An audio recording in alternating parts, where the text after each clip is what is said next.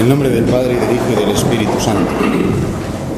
Padre nuestro que estás en el cielo, santificado sea tu nombre, venga a nosotros tu reino, hágase tu voluntad en la tierra como en el cielo.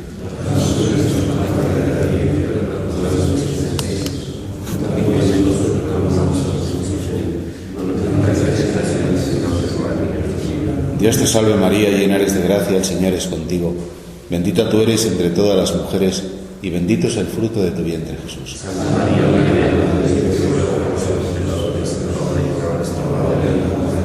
Gloria al Padre, y al Hijo, y al Espíritu Santo. Amén.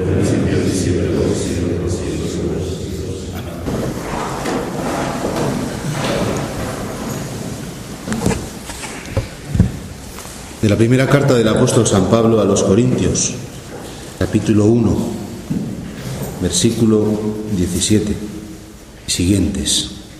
Porque Cristo no me envió a bautizar, sino a evangelizar, no con sabiduría de palabras, para no desvirtuar la cruz de Cristo. Porque el mensaje de la cruz es necedad para los que se pierden, pero para los que se salvan, para nosotros es fuerza de Dios. Pues está escrito: destruiré la sabiduría de los sabios, desecharé la prudencia de los prudentes. Los judíos piden signos, los griegos buscan sabiduría, pero nosotros en cambio predicamos a Cristo crucificado, escándalo para los judíos, necedad para los gentiles, pero para los llamados, fuerza de Dios y sabiduría de Dios, porque lo necio de Dios es más sabio que los hombres, y lo débil de Dios es más fuerte que los hombres. Si no, hermanos, considerad vuestra vocación, porque no hay entre vosotros muchos sabios según la carne, ni muchos poderosos, ni muchos nobles, sino que Dios escogió la necedad del mundo para confundir a los sabios, y Dios eligió la flaqueza del mundo para confundir a los fuertes. Escogió Dios a lo vil, a lo despreciable del mundo, a lo que no es nada, para destruir a lo que es, de manera que ningún mortal pueda gloriarse ante Dios. De Él os viene que estéis en Cristo Jesús, a quien Dios lo hizo para nosotros sabiduría, justicia, santificación y redención, para que, como está escrito, el que se gloría, que se gloríe en el Señor. Esto es lo que he dicho en la meditación anterior. ¿El apóstol nos está llamando tontos? Pues sí. El apóstol nos llama necios, nos llama viles, nos llama necedad del mundo, y a eso somos nosotros los escogidos de Dios. Esto es bonito y esto es descansado. ¿Por qué a mí, Señor? Es uno de los misterios. Claro, la religión cristiana, que no es una religión, perdonad, está mal dicho, el cristianismo tiene una dimensión muy misteriosa. Hay muchas preguntas que no tienen respuesta en la tierra, y una de las preguntas más difíciles de contestar es: ¿por qué me elegiste, Señor? ¿Por qué me llamaste sabiendo que soy como soy? Y aquí en la tierra no hay respuesta. Pero sí que es verdad que San Pablo da alguna pista, especialmente en el versículo 27 de este capítulo primero de Corintios. Dios escogió lo necio del mundo para confundir a los sabios, eligió la flaqueza para confundir a los fuertes, escogió a lo vil, a lo que no es nada, para destruir lo que es. O sea que si Dios me ha escogido, es precisamente por mi fragilidad. ¿Qué respuesta da Dios ante la pobreza del mundo? Ante el pecado. El pecado que engendra sufrimiento. El pecado que engendra, por un lado, ese sufrimiento interior, que lo hemos considerado un poquito antes, pero que engendra también el sufrimiento exterior. Es el escándalo del mundo. ¿Cómo puede ser Dios bueno? ¿Cómo puede ser Dios Padre? ¿Qué padre puede permitir que un hijo pase lo que está pasando? Y vosotros, hermanos sacerdotes, aquí en el Perú, sois testigos de tanto dolor, de tanta pobreza, de tanta injusticia, tanta desigualdad, por fuera y por dentro. Como también lo somos, por supuesto, en España, que vemos tanto horror, tanto vacío interior, tanta pobreza material también, no nos engañemos, y espiritual, que mucha gente se escandaliza. El sufrimiento y el dolor humano es el motivo por el cual mucha gente se ha apartado de Dios. ¿Yo qué le importo a Dios? Ese Dios que está en el cielo, ¿qué le importa lo que le pase a los hombres de la tierra? No le salpica nuestro dolor, no le salpica nuestro sufrimiento. El clamor del pobre, como hemos escuchado antes, no llega al cielo. Otro día hablaba con unas niñas, dos chicas, que se ha muerto su madre con un cáncer muy lento, muy duro, el padre desaparecido en combate, por supuesto hace mucho tiempo, maltratador. Y me decía la mayor, usted comprenderá que estoy un poco enfadada con Dios. Tenía 19 años la mayor, la menor tiene 17. Lo comprendo perfectamente. Ya te desenfadarás, mujer. ¿Qué le vas a decir? Ya te desenfadarás. Es una cosa muy bonita, hace muchos años, siendo cura de pueblo, que una mujer, voy a contar la historia, luego si me largo un poco me perdonan, ¿eh? Las meditaciones pretendo que duran entre 30 a 40 minutos, no, espero que no duren más, pero para eso hemos venido, ¿no? Para escuchar un poquito una explicación de la palabra de Dios. Esta mujer, no voy a decir el nombre, pero que da igual, ya está en el cielo, ha fallecido. Pues era muy mayor, yo la encontré un día desmayada en su casa, era muy pobre, desmayada, y dije, no puedes vivir sola, te voy a llevar a una residencia donde cuidan personas mayores, ¿no? Y como sacerdote le pude gestionar. Y ya cuando la bajaba a la residencia de la montaña, en el coche, en el carro, me dice, ¿sabes, señor cura? En España nos llaman señor cura, en vez de padre es el modo de decir en los pueblos, ¿no? ¿Sabes, señor cura, que ya he perdonado a Dios? Dije, ¿que le has perdonado? ¿Y qué te ha hecho? Se lo voy a contar. En la guerra civil que tuvimos nosotros en el año 36, que tantos muertos hubo por tantos lados, pero especialmente mártires cristianos, esta mujer pues tuvo la mala suerte de que llegaron los milicianos y la violaron. La violaron y quedó embarazada. Y entonces, al terminar la guerra, ser mujer soltera embarazada en España era un horror. Era como una marca de ignominia, y la gente la despreciaba. Ella tuvo un hijo pequeño y el niño se murió de hambre. Ella mendigaba a la puerta de la iglesia y a todos los que salían de misa con su bebé pedía dinero para dar de comer a su hijo, y no pudo darle de comer. Y dijo, ¿qué Dios es ese? Que cuando entran a misa los cristianos, al salir no son capaces de mirar a alguien que está pasando hambre y que está con su hijo muriéndose de hambre. Y se enfadó con Dios. A cabo de los años, cuando yo ya la bajaba a la residencia, ya he comprendido que Dios no tenía la culpa, que si hiciéramos caso de lo que Dios nos dice, cambiaríamos el corazón. Por eso ya digo que le he perdonado, compréndame. Y dije, te comprendo perfectamente. Pero le contesté, tú sabes que Dios, cuando murió tu niño, lloró más que tú. Tú sabes que cuando Dios murió tu niño, moría con el niño, y que tu dolor fue su dolor, y que tu cruz fue su cruz, y que tu pena fue su pena, porque para eso vino Dios al mundo. Pues no lo sabía. Pues este es el momento en que tienes que escuchar el Evangelio de Jesucristo. ¿Y cuál es el Evangelio de Jesucristo? Que el Padre ama al ser humano, y que Dios, al encarnarse, se desposa con la carne humana, comparte destino con el hombre, hace una alianza por la encarnación maravillosa, una alianza, lo decíamos ayer, pero lo repetimos hoy, en la que nos dice a cada uno de nosotros, y esto es lo que tenemos que transmitir a nuestros hermanos, lo tuyo es mío, tus lágrimas son mis lágrimas, tu pena es mi pena, tu sufrimiento es mi sufrimiento, tu dolor es mi dolor, lo tuyo es mío, para que lo mío algún día sea tuyo. Solo si tú me das lo tuyo, yo te daré lo mío.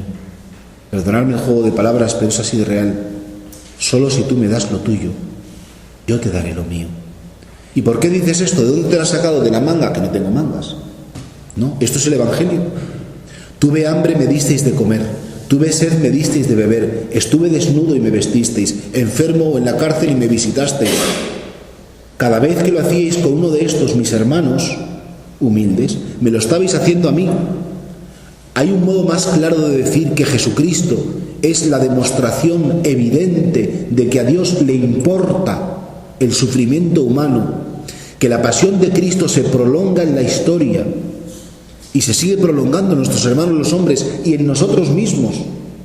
¿Quién puede escandalizarse de Dios? ¿Quién puede decir que a Dios no le importa al hombre cuando este Dios, al desposarse con la carne humana, ha hecho suyo todo lo nuestro.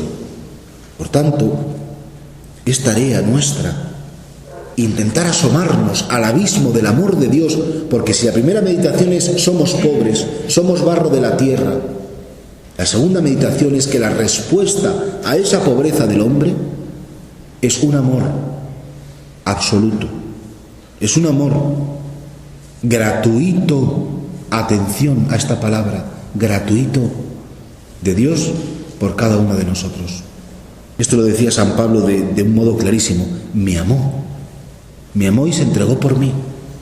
San Pablo estaba enamorado, San Pablo estaba asombrado, San Pablo no salía en ningún momento de esa impresión que le causaba el amor del Padre manifestado en Cristo Jesús, especialmente en la cruz, porque nosotros predicamos a Cristo crucificado. Solo sabemos predicar eso, dice San Pablo, solo sé predicar eso: Cristo crucificado, Cristo resucitado. Es lo único que sé, que es la demostración del amor de Dios. Mirad, el amor dicen que tiene un doble movimiento.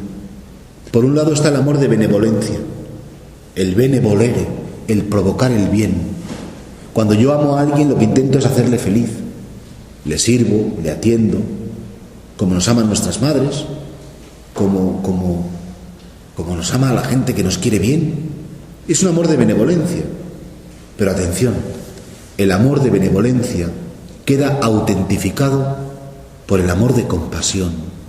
Solo aquel que se compromete a padecer eso significa la compasión, padecer con el amado, sentir con el amado, sufrir con el amado, participar del destino del amado, solamente entonces queda autentificado ese amor.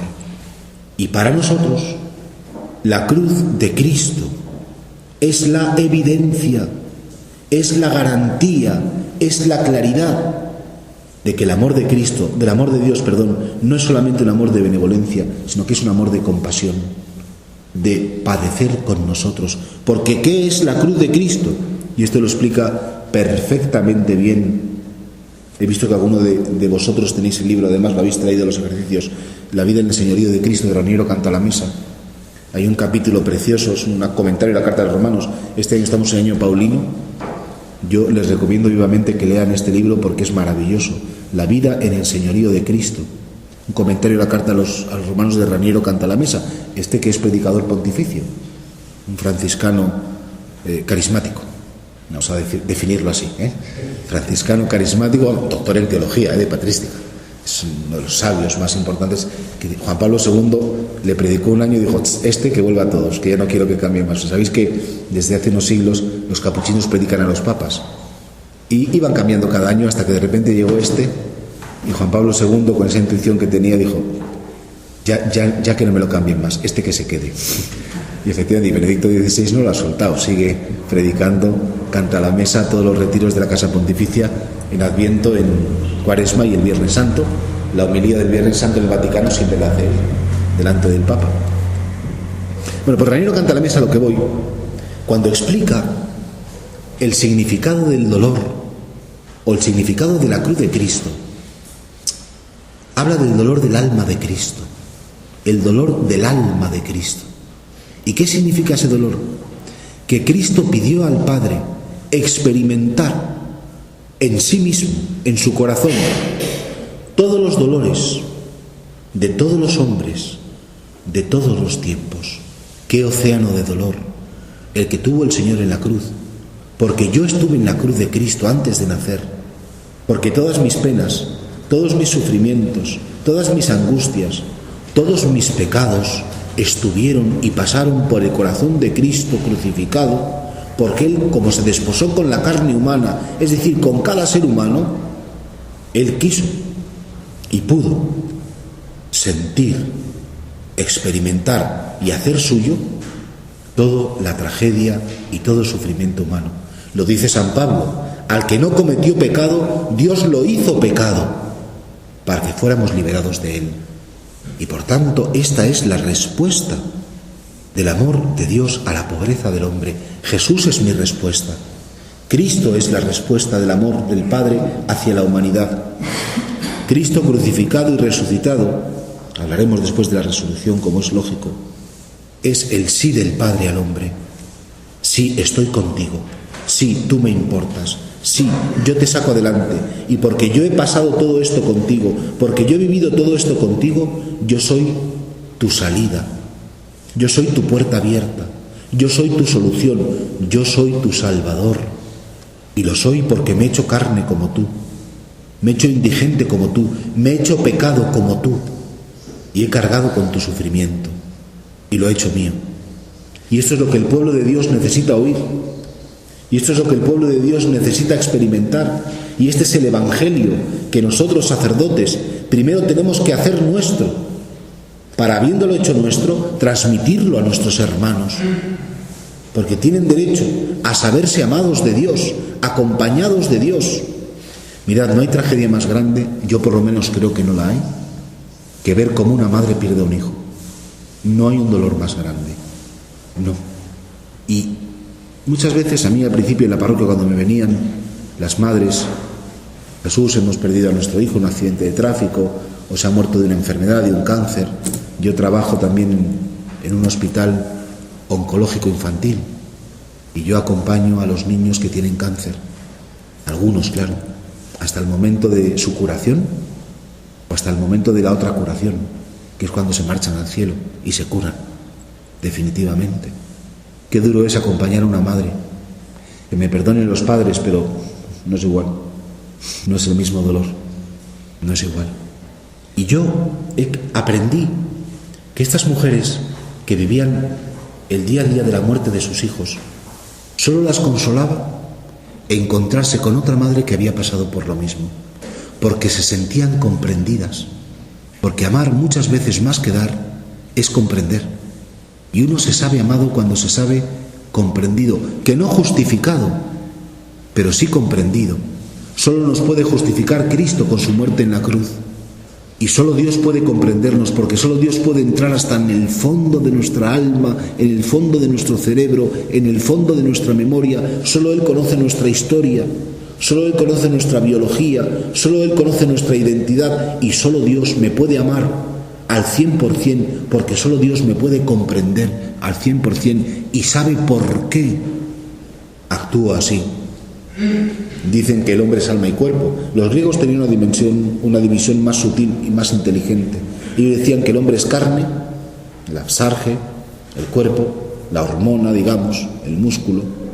Decían que el hombre es psique, mente, que es todo el mundo de la sensibilidad, de las emociones, de los recuerdos, y que el hombre es neuma, espíritu.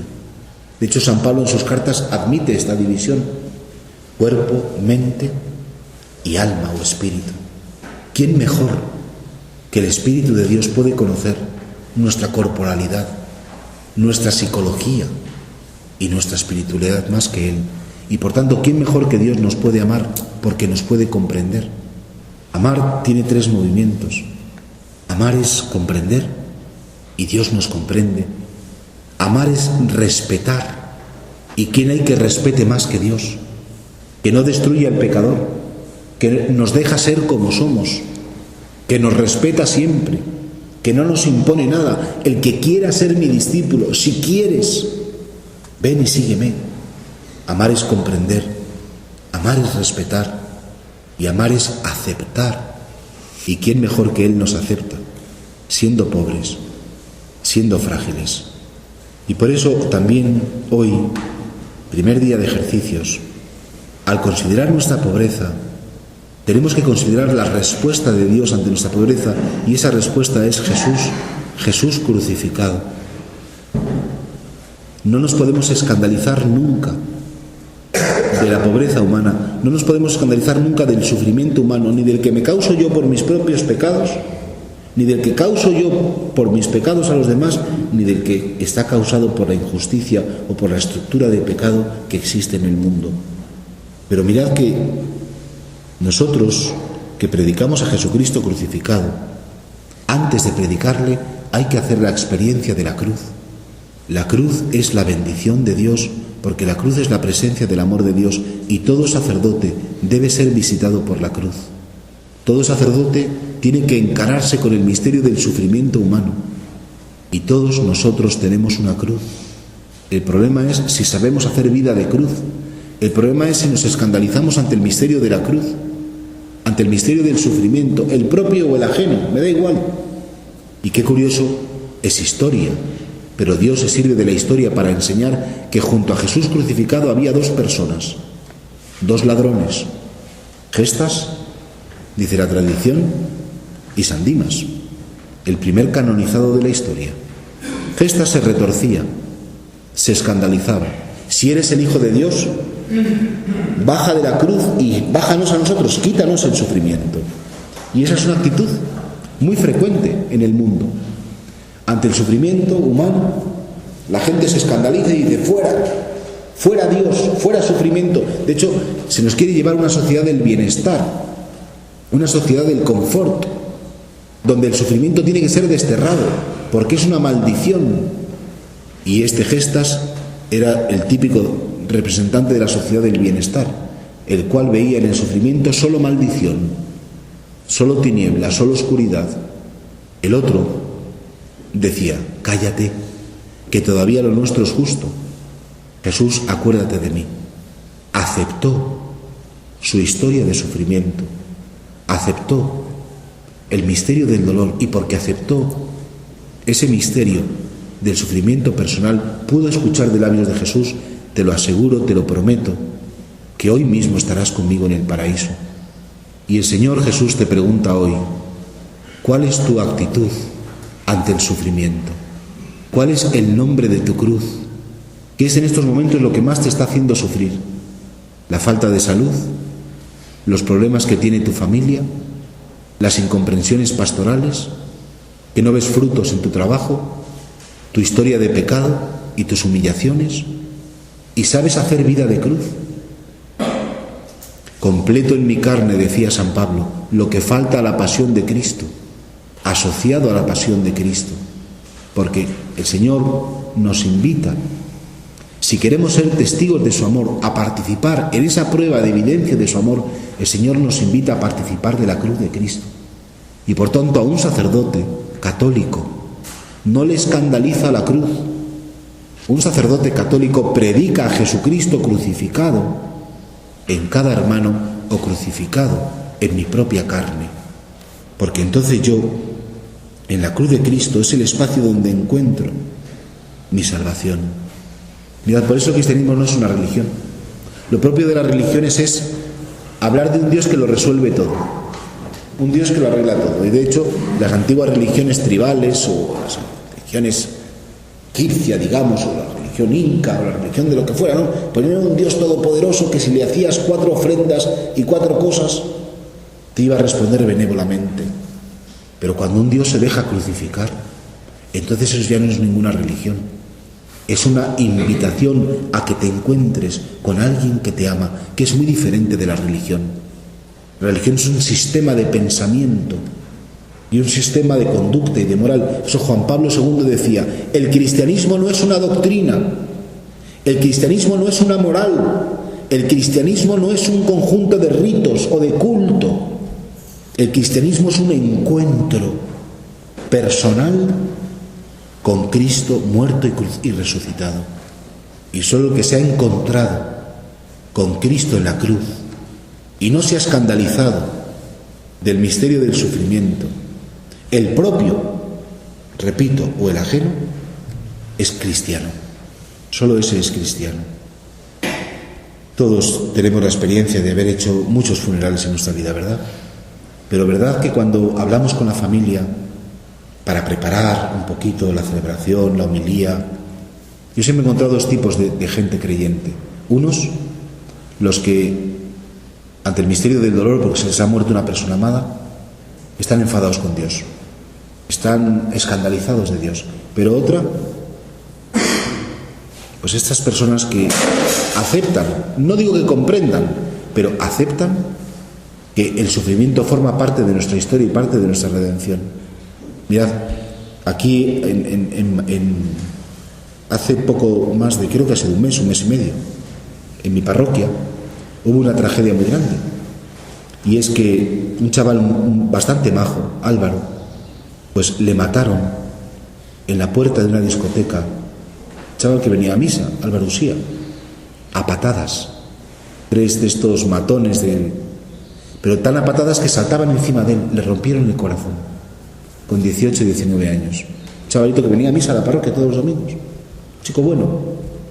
Ha conmocionado esto a la sociedad española y, bueno, como era feligrés, yo estuve con la madre al día siguiente, el mismo día de la muerte, estuve con la madre y me dijo lo siguiente: mire, don Jesús, he perdido a mi marido, a mi padre y a mi hijo en un periodo de 2 años, y todos de muerte inesperada. Y le pregunté: ¿y cómo estás? Y me contestó: estoy bien, porque tengo fe. Porque tengo fe y sé que Dios tiene una historia que no es la mía. Y yo no me puedo rebelar. La tengo que aceptar. Soy creyente. ¿O no es esto tener fe? A mí me dejó impresionado. No había ni una palabra, ni un pensamiento de rencor hacia los asesinos de su hijo. Me decía: pobrecillos, bastante desgracia tienen con hacer lo que han hecho. No había una sola palabra de rabia, de rebeldía frente a una providencia que le había quitado lo más amado. Le tocaba hacer vida de cruz. Y nosotros sabemos hacer vida de cruz. Porque mirad, el dolor humano o destruye o construye. No hay más alternativa.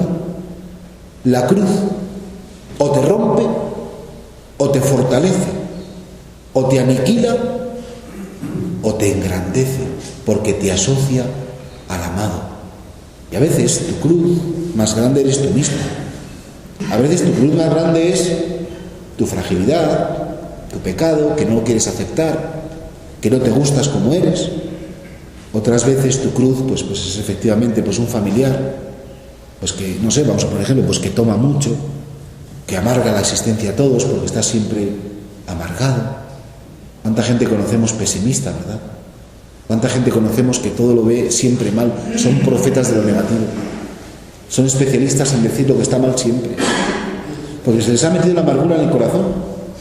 Incluso sacerdotes que tienen un don de siempre ver lo mal que está la diócesis, lo mal que lo hace el obispo, lo mal que lo hace el vicario, si hay algún vicario que me perdone, lo mal que lo hace el párroco, los vicarios parroquiales, se entienden, ¿no? Vamos siempre como con todo lo negativo, ¿no? Pero chico, pero si fuera verdad, es que no quieres asumir la cruz del Señor. Por eso el estado habitual de un sacerdote cristiano, que no es enemigo de la cruz, es un estado de paz e incluso de alegría. Siempre estamos alegres, a pesar de todo lo que hemos visto y a pesar de todo lo que hemos vivido. Y que no se diga que los curas católicos están lejos del dolor.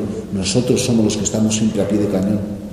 Cuando hay una muerte, ahí estamos. Cuando hay una enfermedad, ahí estamos. Cuando hay una tragedia, ahí tenemos que estar. Ese es nuestro lugar.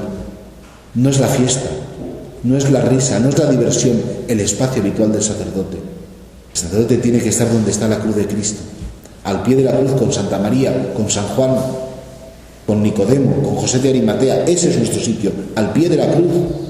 Pero sin perder la esperanza y la alegría, porque sabemos que el crucificado ha resucitado y porque podemos dar una esperanza al mundo, la única esperanza que salva, porque tenemos una noticia maravillosa que dar a la humanidad, y es que la última palabra no es muerte, no es destrucción, no es tragedia, es vida, es plenitud, es alegría. Y por eso hoy, que ahora queda hasta la hora de la próxima plática, pues un tiempo largo, ¿no? ¿Por qué no asomarnos desde la Escritura? Repito, pueden meditar la primera de Corintios, capítulo 1, a partir del versículo 18. Pues el misterio de la cruz del Señor.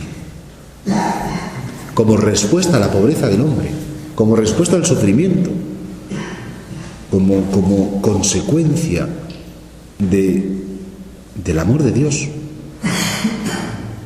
En España, cuando en el año 36 pues los sectores radicales mataban a los sacerdotes, saben que era un delito ser sacerdote en las zonas donde por ser sacerdote pues había que morir. Al obispo de Ciudad Real, una de las diócesis de España, los milicianos lo encontraron en su casa. Él no se escondió, estaba en su casa, y lo fueron a fusilar. Y el obispo tenía un secretario, un chaval recién ordenado, llevaba pocos meses de cura, Julio Melgar se llama. Entonces, cuando fueron los milicianos con las escopetas, Entonces se daba un paseo y normalmente te fusilaban a las afueras de la ciudad, en la tapia del cementerio, para cavar una fosa y ya dejarte enterrado. Este chico, Julio Melgar, cuando llamaron a la puerta, ¿dónde está el obispo? Salió el obispo, yo soy. El chico dijo, ¿dónde lo lleváis? El chico era un cura recién ordenado, llevaba pocos meses. Y dicen, a donde le llevamos tú no tienes que venir, contra ti no tenemos nada. A ti no te ha dado tiempo a hacer cosas malas, eres un crío, eres un chavalín.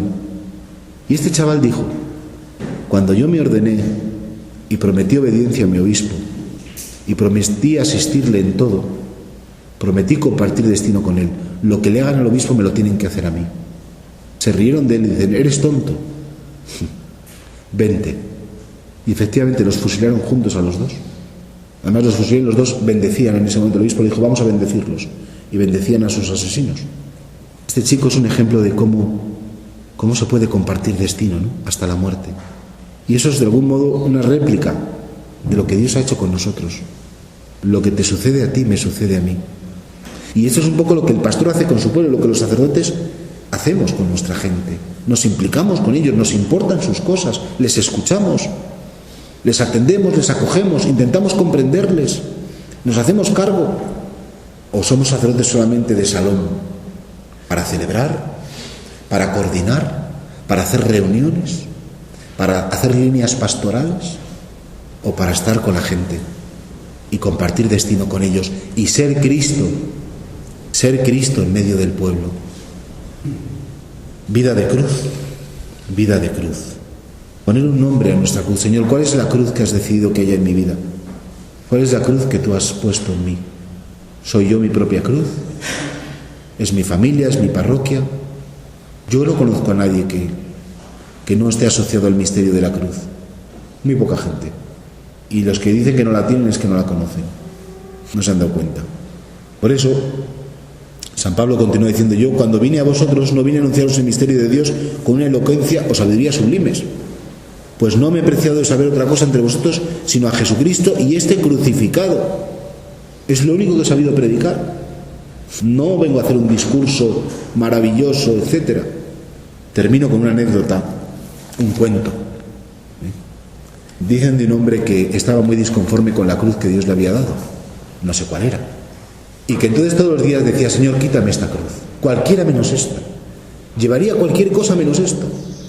Y una noche el Señor le concedió, en sueños, que el ángel de la guarda le llevara al almacén de cruces que había en el cielo, o en la eternidad. Y le dijo el ángel, esta cruz que tanto te molesta, déjala aquí, donde tú quieras, déjala, y escoge otra. Has dicho que querías cualquiera menos esta, escoge otra. De repente cogió una cruz que vio allí de metal, y dice, esta no la puedo ni levantar, era muy pesada. Después vio otra preciosa, de brillantes, de oro y de plata. Se la puse y dice, esta pincha mucho en el cuello y por tanto no puedo girar la cabeza, esta tampoco me conviene. Y así fue viendo cruces, probando una, probando otra. Se pasó, pues no digo toda una eternidad, pero todo el día probando cruces. No se cansaba. Por fin encontró una cruz, pues de madera. Uy, esta tiene un buen peso. Esta me la pongo encima y se amolda muy bien a mi anatomía. Me gusta. Yo creo que de todas las que he probado, esta es la que mejor me va. Y le dice el ángel, es la que dejaste al principio, que ya se te había olvidado. Es la que Dios había permitido que tú tuvieras, la única que podías llevar, porque nada pide Dios que antes no dé. San Agustín decía, manda lo que quieras, pero dame lo que mandas. ¿Os acordáis de esta frase tan bella de San Agustín en el libro de las Confesiones? Manda lo que quieras, mándame lo que quieras, pero dame lo que mandas. Dios jamás nos tentará por encima de nuestras posibilidades. Dios jamás permitirá que el misterio de la cruz supere lo que somos capaces de hacer o de responder. En el vocabulario cristiano no existe la palabra no puedo, porque si yo no puedo, tú sí puedes. Porque si yo no soy capaz, tú sí eres capaz. Porque si yo no llego, tú sí llegas. La cruz que tú has permitido que haya en mi vida, Señor, es la que tú estás llevando conmigo, la que tú estás llevando por mí. Por tanto, nada puede pedir Dios que previamente no haya llevado Él por nosotros. Es más, en los momentos en los que nos parece más insoportable es cuando Él más está cargando y más está llevando nuestros propios pesos.